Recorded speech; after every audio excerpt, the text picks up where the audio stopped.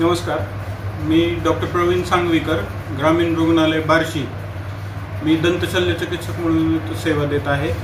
आपण आज जाणून घेऊयात की कॅन्सर म्हणजे कर्करोग, मुखाचा कर्करोग हे याची होण्याची काय कारणं आहेत, कशामुळे होतो आणि त्याचं लवकर निदान लावणं आणि लवकर उपचार घेणं हे किती आवश्यक आहे हे आपण जाणून घेऊया. तर सर्वात महत्त्वाचं ज्या गोष्टी आहेत की ज्याच्यामुळे हे आपल्याला कर्करोग, मुखाचा तोंडाचा कर्करोग होतो, ते आपण लक्षात घ्या की कसल्याही प्रकारचं तंबाखूचं सेवन, मग जे आहे की बाबा सुपारी मध्ये घालून खातात काही जण गुटख्यामध्ये खातात, काही जण स्मोकिंग करतात, काही जण तंबाखू फक्त खातात, काही जण वेगवेगळ्या प्रकारे कंझ्युम करतात, की काही जण दात घासण्यासाठी पण त्याचा वापर करतात. तर हे सगळ्या प्रकारचं तंबाखूचं सेवन हे मुख्यत्वे करून ओरल कॅन्सरला कारणीभूत आहे. तर आपण लक्षात घेऊयात की बाबा वारंवार हे सुपारी तंबाखू खाल्ल्यामुळे आपल्या तोंडामध्ये कशा प्रकारची लक्षणं येऊ शकतात. तर सगळ्यात महत्त्वाचं म्हणजे आपल्या तोंडामध्ये जिभेला, गालाला, दाताच्या अवतीभोवती कुठल्याही प्रकारची जखम जी की भरून येत नाही आणि 15 दिवसापेक्षा जास्त झालेली आहे, अशा वेळेला आपण डॉक्टरांचा सल्ला घेणं आवश्यक असतं की बाबा ही जखम बरी का होत नाही, ते कशामुळे झाली आहे आणि त्याचं निदान करून घ्यायला पाहिजे.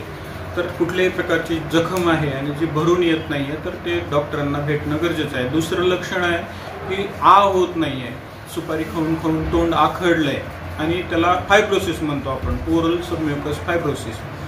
आणि तोंड न झाल्यामुळे मध्ये जखमा होतात, जाडसर त्वचा होते, कडक होते आणि ती जखम न भरून आल्याने त्या ठिकाणी फार लवकर प्रमाणामध्ये कॅन्सर त्याच्यामध्ये बदल होऊ शकतो.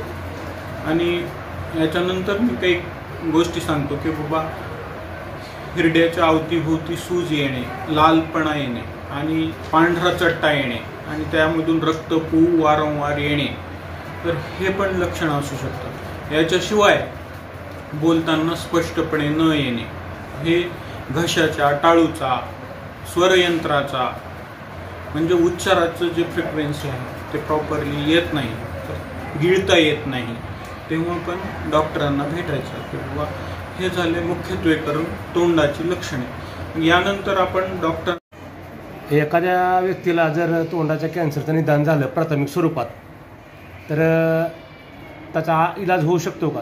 निश्चित. हे तुम्ही आपण प्रश्न विचारलाय की बाबा निदान झालंय तर त्याचा लवकर उपचार होऊ शकतो का.